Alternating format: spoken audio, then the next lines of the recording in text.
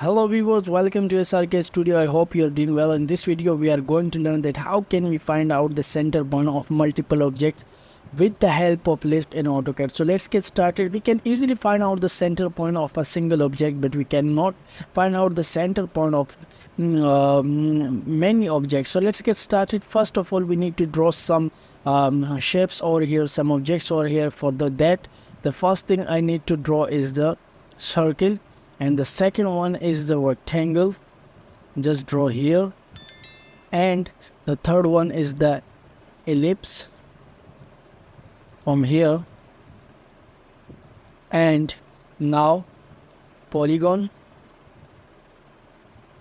from here. Enter the side 6 and draw it. So as you can see that I have 4 multiple objects here, and now I need to find out the center point of these objects. For that, I need to upload the Lisp. Just type upload here and upload the Lisp, load. Okay, now type send off in command bar and select all the objects and enter. As you can see that the center point is find out. So if you want to increase the size of this point, or you want to change the this point, the type of this point, so you need to type DDP and DDP type. And now you can see it depends on you which type of which one of these you want to select.